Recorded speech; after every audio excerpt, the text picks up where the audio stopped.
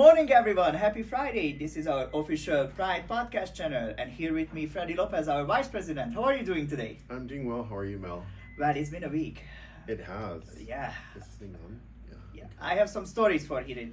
I had a long week, just let's start. I got some allergic reaction for steroids, so I'm still trying to look better for everyone, but we're getting there. That explains the hair. Thank you. Yeah, it's a little crazy today, but it is what it is. I'm just jealous. No, that's fine. I love your hair. Yeah. Are you using a lot of combing in the morning? It's a flat comb. The flat comb? Yeah, it has no bristles to it. It's just wood. Perfect. Yeah. It looks beautiful on you. Why, thank you, darling. Oh, we got some extra air. Here we go. And thanks to our fabulous sponsors from Absolute. So let's introduce yourself a little bit for the people who don't know who you are. Yeah, sure. What do you want to know? Everything. Well, hello. My name is Freddy, and I am the vice president and treasurer of the Las Vegas Pride organization. During the day, my day job is in financial planning. I am a financial planner, specifically in wealth management and tax mitigation strategies for high net worth individuals and companies. So that's what I do during the day, and I just volunteer my time with Las Vegas Pride, amongst other nonprofits here in town, just as a way to give back to the organizations that I find really do contribute and give back to the very community that has provided so much for me. Yeah. So. And since I know you, I think I met with you 9 years ago. You are in part of Pride since before even that. I remember my very first Pride, and I think that was in 2000. I want to say either 2009 or 2010. And I didn't really know too much about Las Vegas Pride. So my involvement, at least as a volunteer, really started in 2012. So I was a volunteer for a while, and the passion for giving back to the community kind of grew along with my ability to give back. And that was specifically and directly tied to the successes that I was finding professionally. So as I was able to grow and develop my career, my practice over time, it allowed me the time and also the financial resources to give back and to contribute and to get more involved. So my official involvement with Pride in any leadership capacity, if you will, has been since 2018. Yeah, that's a long time. Yeah, I believe it was 2018 or 2019. Yeah. Yeah, one thing I definitely learned from you, and I think the listeners should know that you were the first gay person I met in Las Vegas, who I'm calling my friend since then. I'm sure you've met other gay people. I met, but not as a friend. Not as a friend, not as a friend.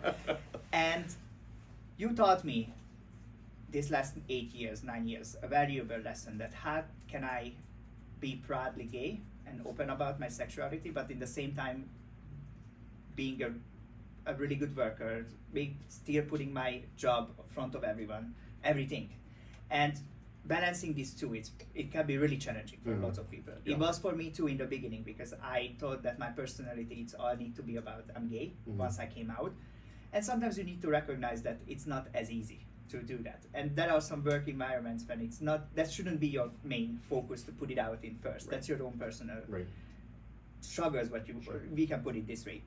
And I think you taught me how to do that from the beginning. So I'm really grateful for it. You're welcome. And you're doing, I think, an amazing job with that. I appreciate it. I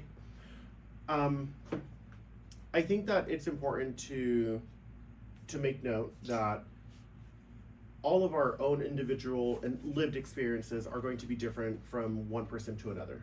And the way that you decide to show up in your life, whether it's in your personal life, your professional life, your volunteer life, your social life, all of it is different, from you to the person next to you to even me. And what I have found that worked for me specifically was I present myself as myself first. And not everyone's going to agree with this, and that's okay. We we especially right now live in a time where I think we have to reconcile with people in our lives having different opinions and viewpoints and perspectives on life, politics, faith, etc., etc., etc., right?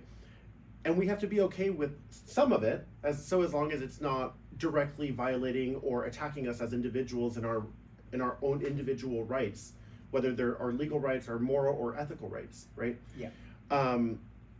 So back to the point though, aside, respecting everyone's journey and their experience, for me, being gay is just a part of who I am. It doesn't dictate. Yes. It does not define who I am as a person. It definitely has a lot to do with it. I think one of the best things that's ever happened to me was realizing that I was gay. But I don't lead with that. When I meet anyone, whether it's socially, professionally, personally, it's, give me your hand, it's, hi, I'm Freddy Lopez, nice to meet you. And it's not, hi, I'm gay, and my name is Freddy, Yeah. Some of those things are kind of apparent sometimes. There's a saying in Spanish, and it says, lo que se ve no se pregunta. And it literally translates into, you don't ask what you can see. Yeah. Right? And so sometimes, yeah, absolutely. Sometimes people are like, oh, maybe he is. He seems a little, See, it seems a little fruity there. that boy's got a little sugar in his tank, he's a little on the sweet side. But for me, my lived experience has been my sexual orientation is, my sexuality, my sexual orientation, it's something about me. And I want people to see me for who I am as a person, through and through.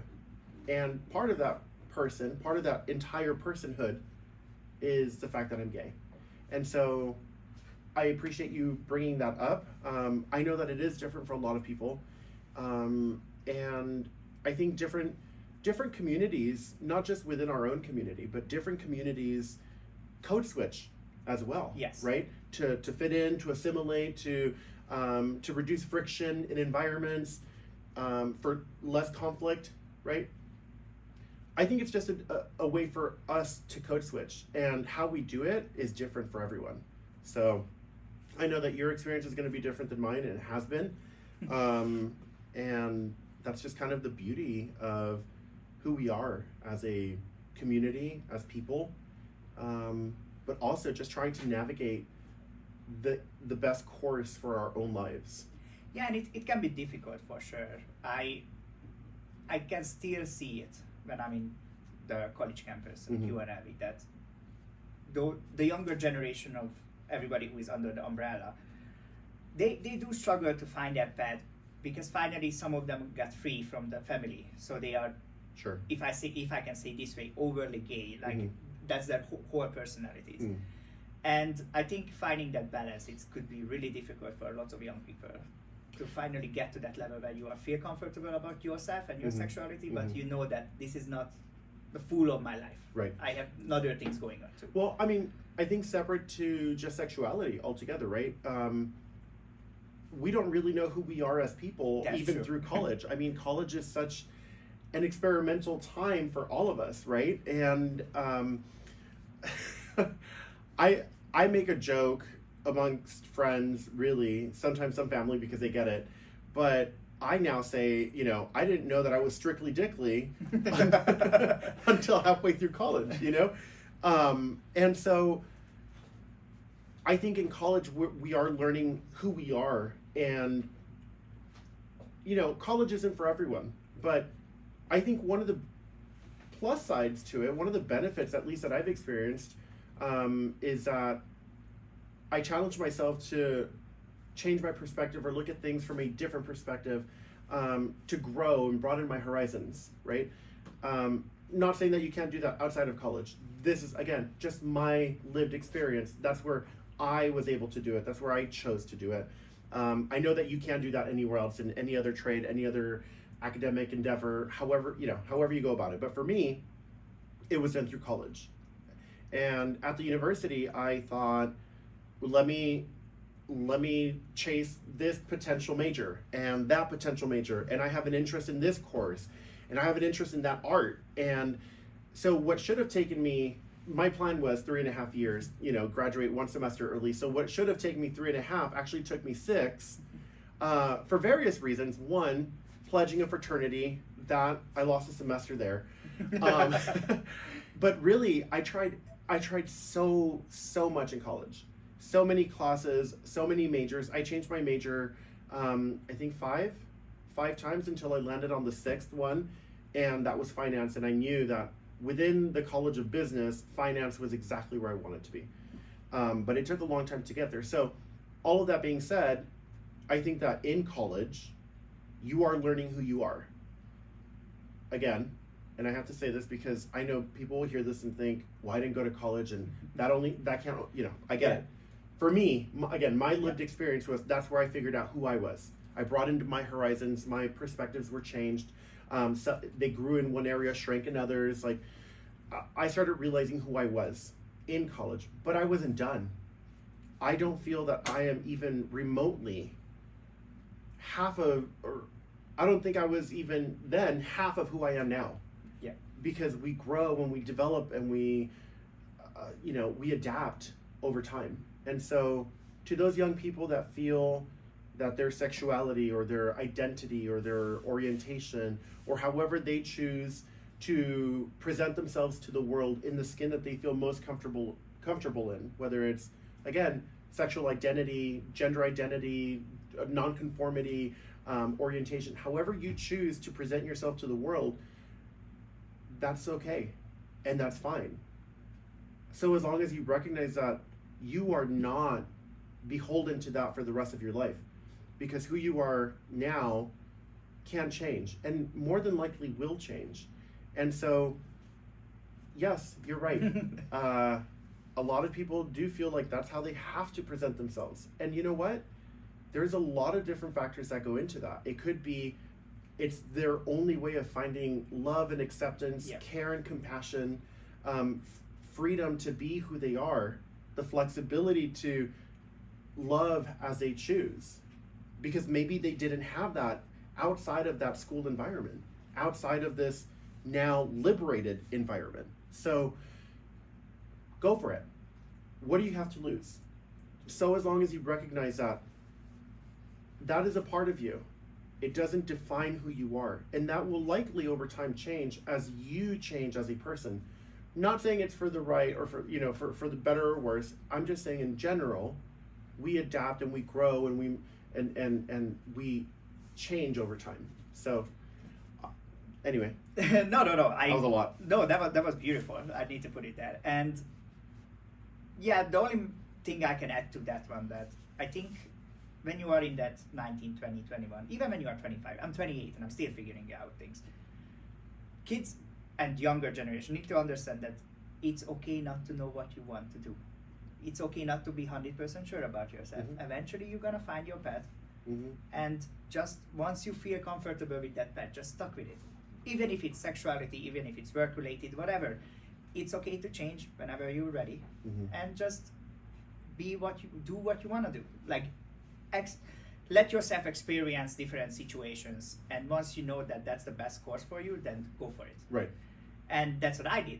Thanks for you, because you know that I was a chef for 10 years. The last couple of years I was struggling because I didn't feel that's the job I want to do. And sometimes you need a friend like you who push you a little bit so that, well, if you don't like it, just try something else. And that's how I ended up back in college and now trying to be a lawyer. So these are the things, but it's just because you did something for a period of time, it don't mean that you need to stuck with it. Look, Mel, I knew from the very beginning after I met you that you were argumentative and stubborn. So I don't know what you're talking about. Maybe I want to fight you on that. I'm going to push back on that. Let me correct you there. Law school is a great choice for you. I do want to point out something that you said. I'd like to develop this thought a little bit, and it's separate to what our conversation is right now, but I think it's very important. Your path might change. It might not. Yeah. professionally, personally, socially, sexually, in terms of identity, orientation, however you look at it, your path might change over time. Yes. All of that's good and well.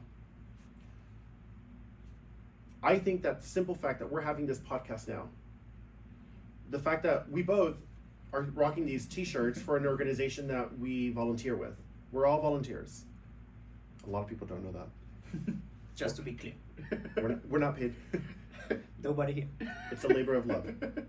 But what is so important is for organizations, especially now, I just before we started this, was reading an article on the arrest of a man in Phoenix that was arrested for threatening to go shoot up a gay club because the transgenderism is evil. Yeah. This is all rhetoric being spewed, all the vitriol being spewed, all the hatred being spewed and spread throughout the country by a group of people that are using us as scapegoats for everything that's wrong with this country. And it's not just the LGBTQIA plus community. It's the immigrants. It's the immigrants, it's the African Americans, it's the Latin Americans, it's the LGBTQIA plus, it specifically our trans brothers and sisters and non-gender conforming individuals. It's everyone that is not a cisgendered white Christian person. Yes.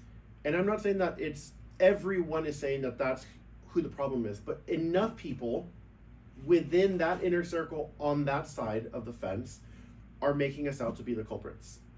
And so it is so important for things like this, a podcast, an organization, our Pride Parade, our festival, our ongoing monthly engagements to happen. We are here, we are present, we are visible.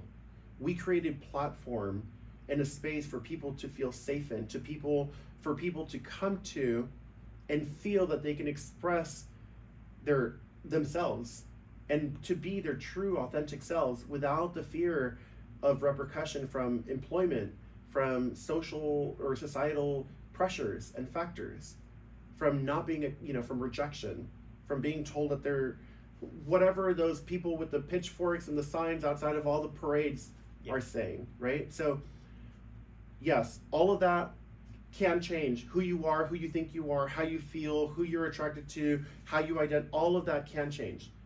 It is our job as a community organization, specifically for our community, LGBTQIA+, and every other facet of that community, right? For us to create that space, to create that platform, that visibility, and to be a resource to all of the people that fall within our umbrella, right? And also for our allies. So to you, I on the air, I do want to say thank you to you and to the organization and the leadership of the organization that's put this together. It is very important for stuff like this to happen, especially today. Yeah, it's for me, it's more personal too. Why I really wanted to start this podcast too, because lots of people who don't know, I'm from Hungary originally, and you're hungry? I'm hungry. That's why I'm skinny. I wish I'm skinnier, but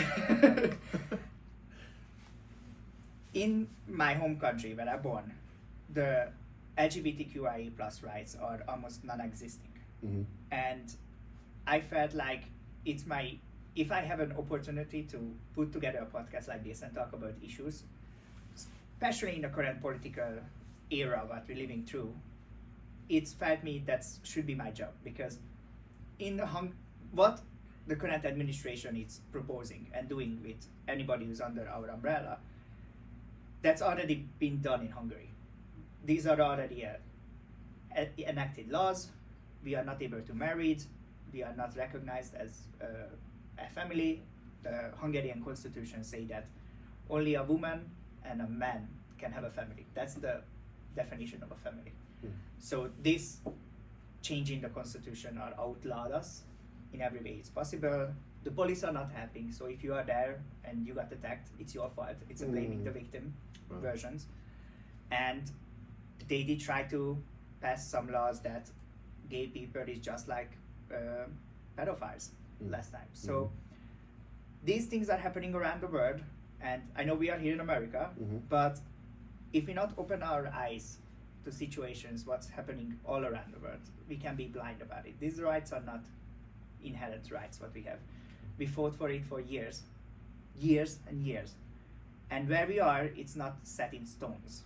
All of this can change if we have an administration like what we have right now, where the hatred is just go against that one community just to eradicate us from the platforms. And I think it's really important for this podcast and Pride too, that what we're doing it's for the people, it's for our community too. What you said, like, come here, feel safe with us. We provide you a platform where you can be happy, be who you want to be, and without the fear of punishment or like the eyes that is looking at you. And that's that, or this, it doesn't just happen, right? To your point, look at what's happened in a country like yours, in Hungary, right? This year, they had a record number of people attend an unofficial Pride Parade. Because they told them that they couldn't do it. And it wasn't just gay men and women, it was lesbian, gay, bisexual, transgendered, queer, and all of the I's and A's and pluses that showed up. It was everyone. They had record numbers showing up to Pride Parades throughout the entire country. What's the biggest city there? Budapest? Budapest, yes. Budapest had their streets lined with people. I mean, packed. Major arterial avenues in this downtown metropolis. And it was standing room only, because there were so many people that showed up to stand up for people like us, and that's beautiful. I believe that same thing can and is happening here in the States in our very own American way. We are not a major metropolis type country or even Las Vegas. It's a big city, but still a small town, right? It's a lot harder to get a large swath of people together in one place because it is such a vast country. But it's not to say that it's not happening. The work that has to be done, though, doesn't just happen. We need people like the Las Vegas Pride Organization, the Human Rights Campaign, we need AFAN, we need all of these other organizations out there, right, that are out there fighting, especially for the ACLU, right? We need these organizations out there fighting and advocating for our rights, because they are, like you said, they are not inherent rights. They are alienable rights. Yes. And they are being alienated by this very administration, whether people want to admit it or not. Right? It's just happening. There is this rhetoric of, oh, this administration doesn't hate you. They love you guys, and this. No, that's a lie. Let's call a spade a spade. Okay, they are eroding our rights that we have fought very hard for, one right and one piece at a time, and they continue to do so. And we are seeing it more and more every day with trying to control the media, trying to blame certain segments or factions of our community, and trying to break our community apart from within to start pointing the fingers and then having us push certain groups out of our community. Quite specifically, and I do want to bring this up, the trans community. If you're a gay man or woman or non-gender conforming individual, it is of my opinion, my own very personal opinion, I want to get that straight. I'm wearing the Pride shirt, I'm here in the Pride, and I would say I speak on behalf of our organization, but I don't. Today I'm speaking on my own behalf. I am of the opinion that all of the rights that we enjoy today as an LGBTQIA plus community, and I'll say this louder for those in the back, all of the rights that we enjoy today are attributable and should be in thanks to two very specific groups of people, our trans brothers and sisters and lesbians. And I'll tell you why. If it wasn't for the first brick thrown at Stonewall by a trans person, the gay rights movement would not have started.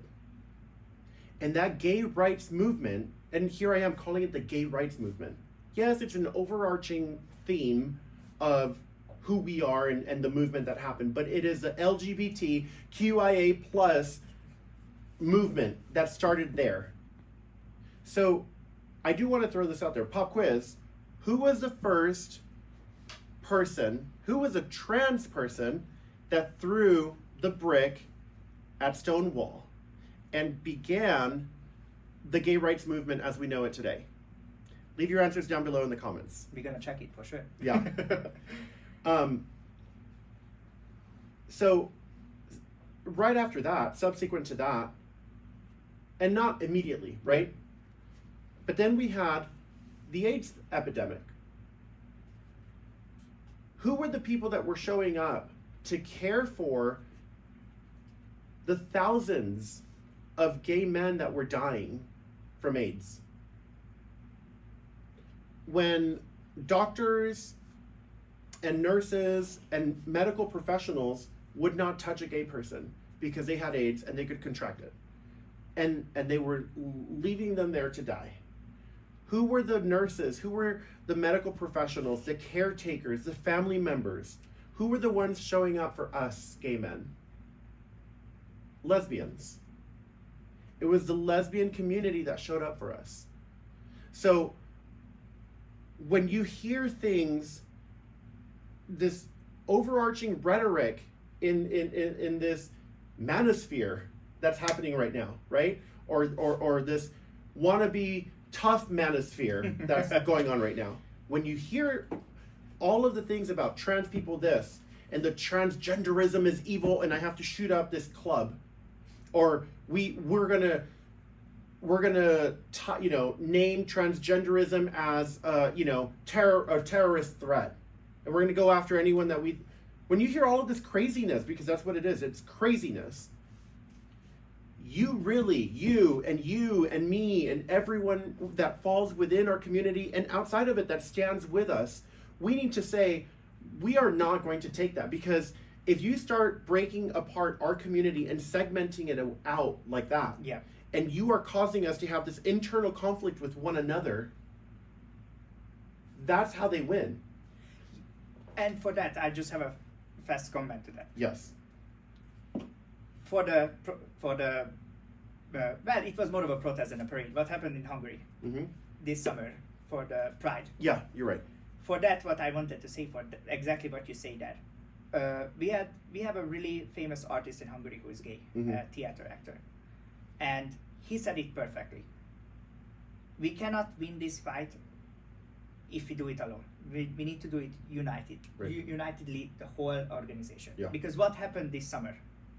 There were people like the Proud Boys here in America, the same Christian fanatics, were standing next to the people who have started doing the walk on the parade. Yeah. Every year it's happened in Hungary. Okay. But every year they were trying to scare the people who were walking there. And when it was small amount of people who showed up, only the gay guys, only the lesbian girls, only if it's the segments of the umbrella, they were able to pressure, because there was 10 straight Christian guy threatening maybe a 30 gay person. Right. You scared. Yeah.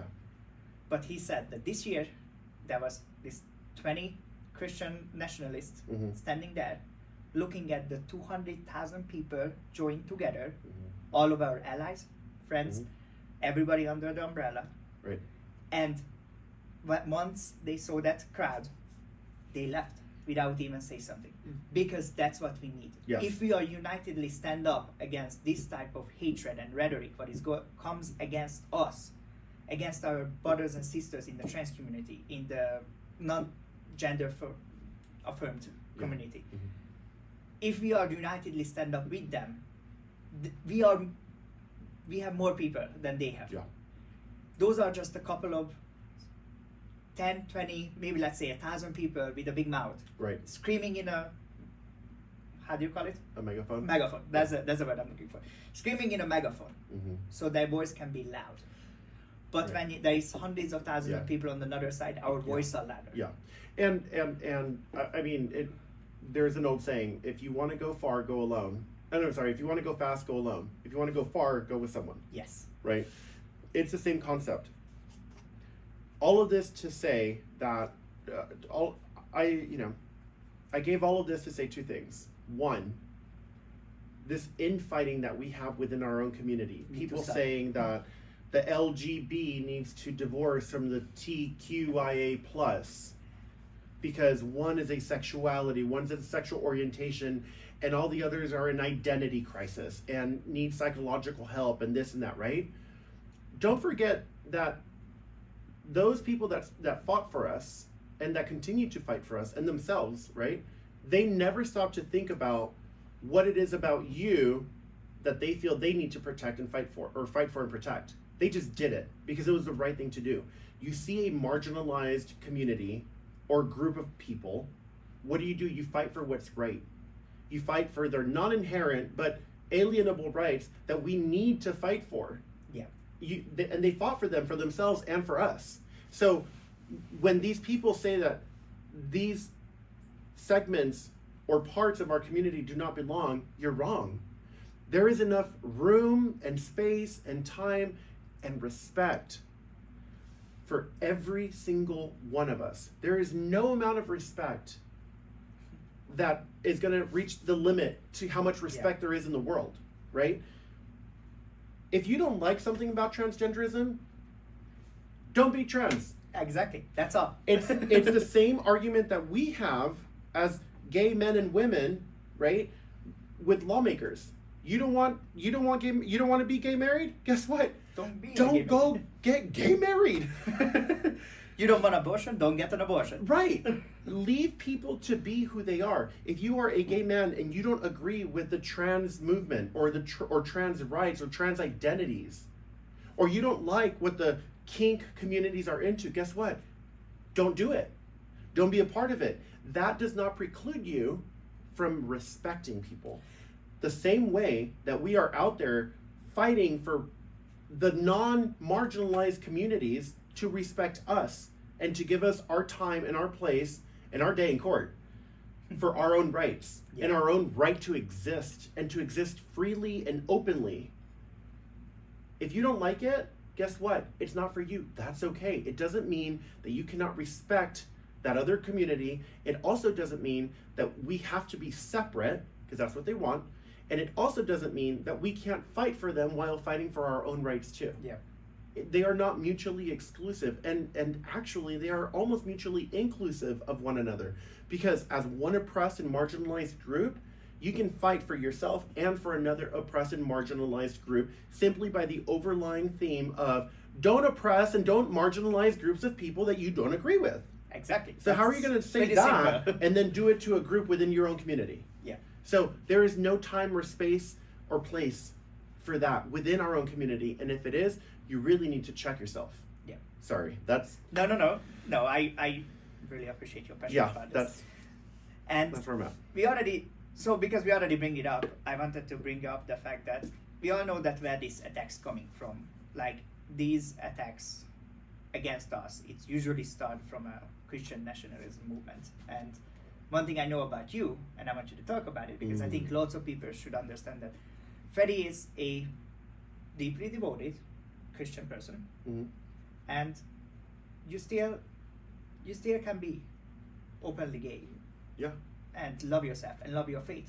The two is not inclusive with each other. So do you want to say a couple of things for the people who are struggling with that? Because there are people who are struggling with this, who is grow up in a Christian family and they worry about like, you go to hell.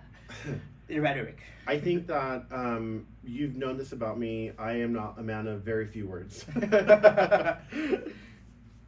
I struggled for a long time with my faith. Yes.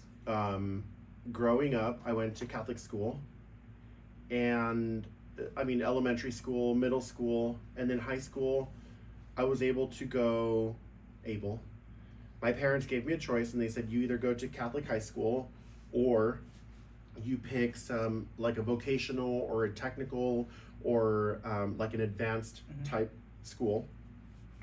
And I do want to point this out. I come from a very humble background. My parents came to this country with nothing, and they've worked so very hard for everything that they were able to provide us, all of their 8 children. Eight people. 8. Yeah, and we've all and they've all gone through the same kind of pattern where we all went to private Catholic school, and we were given every opportunity that they could afford to give us, however hard they had to work to get it for us. I remember very vividly, I was in school and in middle school, and we came out for our lunch break, and my parents were outside doing the landscaping for the school that we went to as a way to reduce our tuition bill, so that we could go there.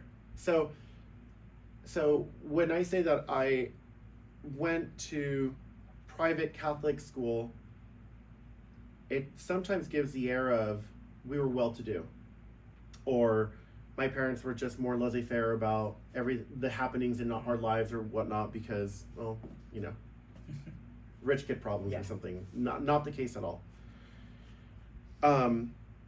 Having gone through Catholic school and then a career technical school for high school, all throughout that time, I was very involved in the church. I was an altar boy. In the Catholic faith, we have certain sacraments that you receive, and you receive them as you progress in life, and you grow. Your faith grows with you, and to me, it's a beautiful thing, and it's tradition, and there's a certain home feeling to tradition, and there's beauty to it, and it kind of helps. I don't know, at least in my mind, it kind of helps you progress throughout life. For me, it all came to a point where I was now, as an adult in college, I was teaching Sunday school. And after 3 years of teaching it, and parents asking like, "Oh, are you seeing anyone?" Or, "Oh, are you married?"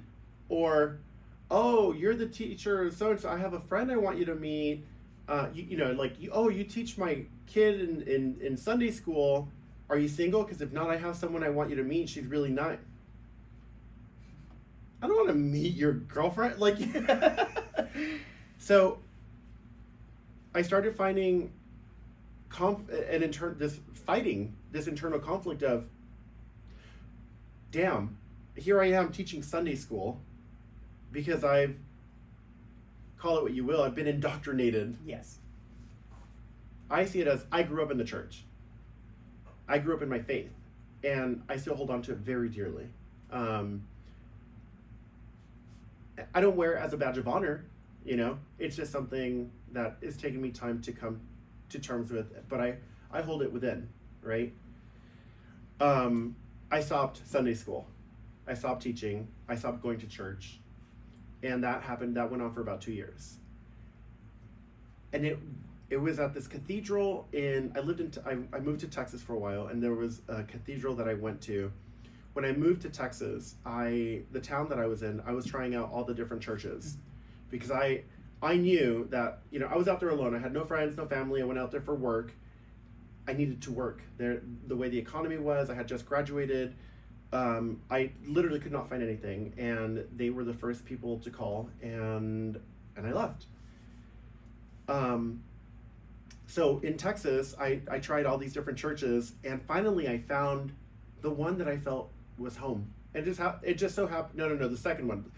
1 week, 1 week it was the one that felt like home until I tried the next one that really felt like home, and then I stayed at that one. But it was at the cathedral, and this huge, big, beautiful building. I mean, you walk in, you're like, dear God, this is heaven. Like, oh my God, but I walked in, and I went to Mass that Sunday, and during the sermon, the priest said, "Remember, if you have not done your confessions, you can't take it's called the Eucharist. You can't take it if you hadn't done your confession." So the next week I went to confession, and mind you, I had been away from the church for about 2 years now.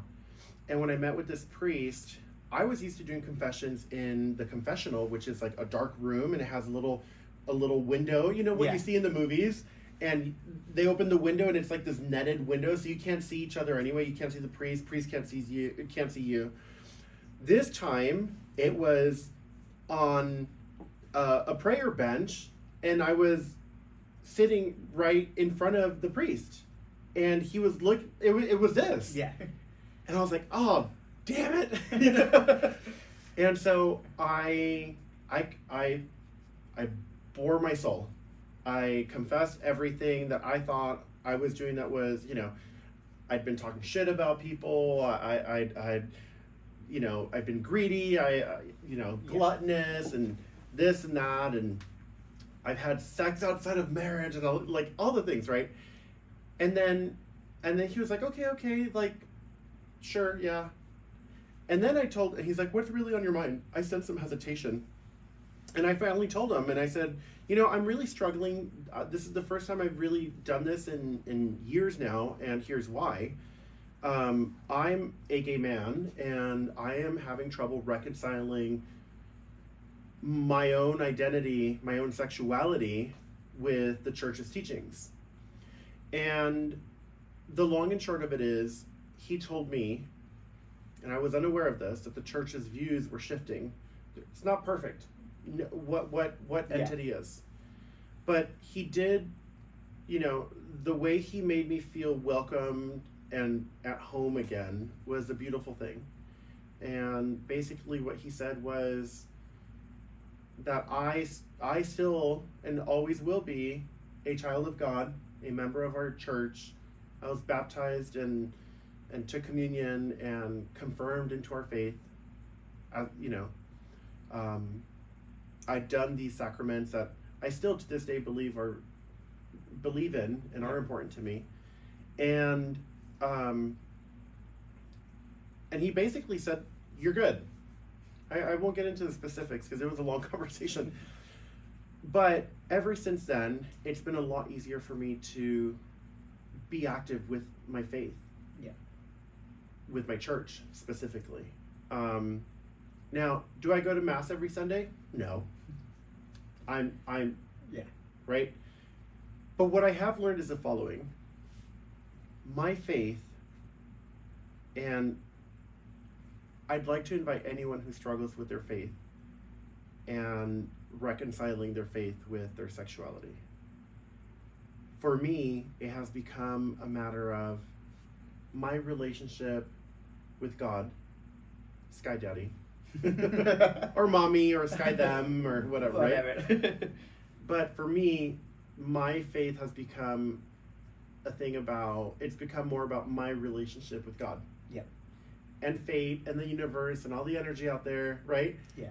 But that's between me and God. Yes. There is a system here on earth. There is a place. There are people. There is a community, a village that I can go to. And I can feel home and welcomed and loved and accepted. And it doesn't always happen. Not everywhere. Especially not when you turn on the news and you see Christian nationalism, yes. Right? It is not that. The church that I go to, the church that I belong to, is one of love and acceptance. It's of support. It's of valuing your individual relationship with God. It's about showing God not only who you are outwardly, but Him seeing who you are inwardly. Yeah. Right? Him knowing what's in your heart, what's in your soul. Is it good? Is it bad? Because only He can see that. And I know this might sound like a bunch of mumbo jumbo to a lot of people, but that is my faith, right? And everyone's free to live their lives and choose to believe in what and who they do and however they want to. This is mine. And it's been a really interesting journey for me, but I do hold on to my faith. For me, it's one of the most beautiful things that I have in my life.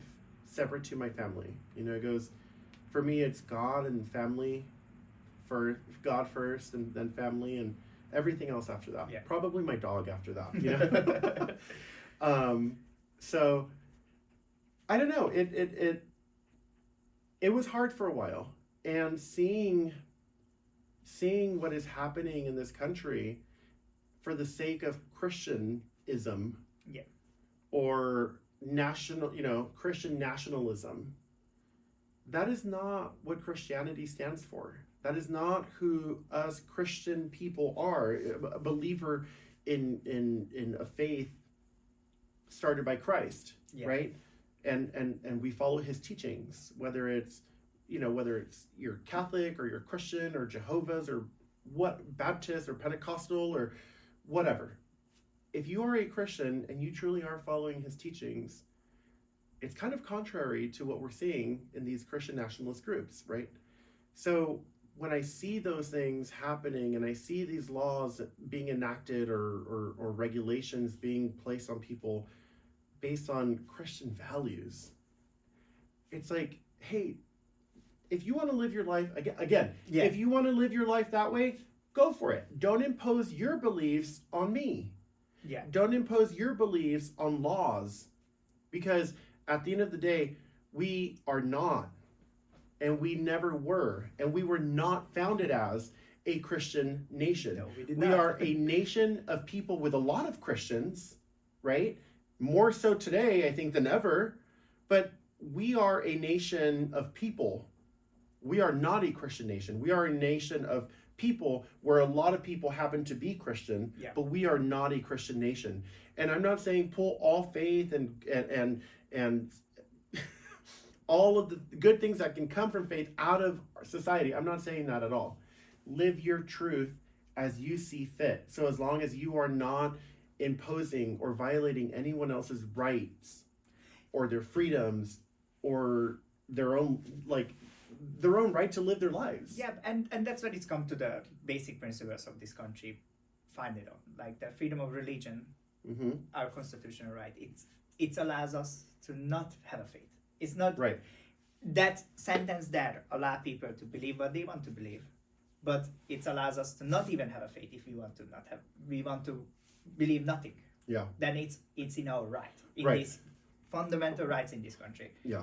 So enacting laws on Christianity, it's something that is contrary to the system itself, and just the hypocrisy of it all, hypocrisy, right? Yeah. Oh, it's my religious freedom to do this, but not that. Yeah. But also, I'm not going to do that because it's my right not to. Yeah. But that only applies for me, because if it applies, the double standard is it's rich. Yeah. My grandmother told me the most surprising thing. So my family was Christian too. I told you that. Hungary, it's a Roman Catholic country, so you couldn't be more Christian than that Christian. Which is interesting because your lineage is Jewish.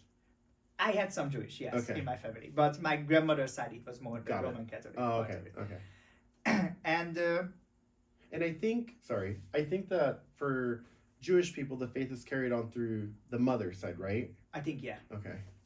And it was interesting to face that one from my family who was very Christian. Yeah. That is actually more optimistic than I imagined it. Yeah. I mean, look, faith can be...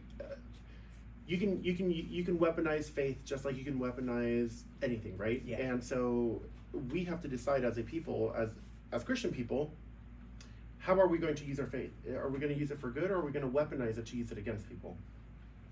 If you do want to weaponize it, there are things that you can do, like pulling certain scripture for your benefit, but also negating everything else that's said in the Bible, right? Like you're literally paraphrasing or interpreting things to fit your narrative, but you're missing like the actual text of the Bible that you swear to follow. Like, don't wear clothes of blended fabric. Don't work on the Sabbath. If your wife or your daughter have an opinion, should they be stoned? Like, yes. You want to follow everything to a T, i.e., but also your interpretation, but not what else is in the Bible that really applies. Like, what? Don't eat pork. Like, what?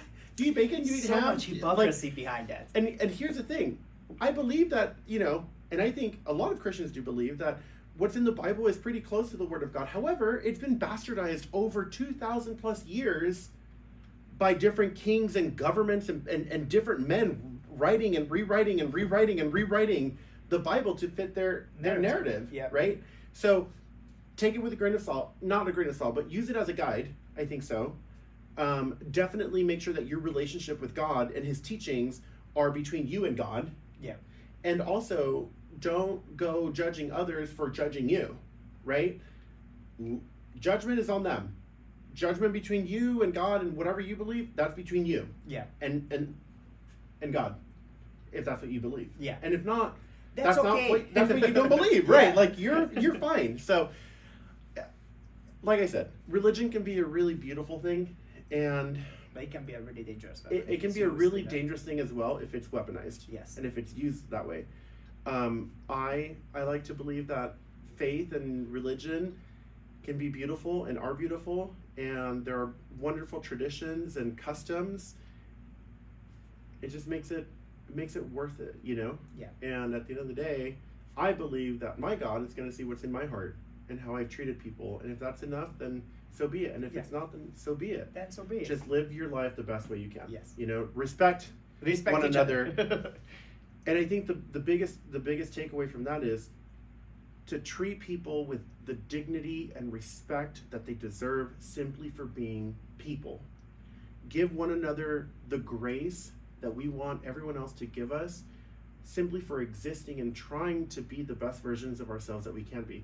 I mean, don't get me wrong, some people out there are just nut jobs, right? Yeah. It doesn't mean that they're any less worthy of dignity, respect, and grace. And so let's just try to do the best we can in respecting one another, in being good and kind to people, and presenting ourselves to the world in the best way that we can, and then accepting the world as it's presented to us in the best way that the world can, right?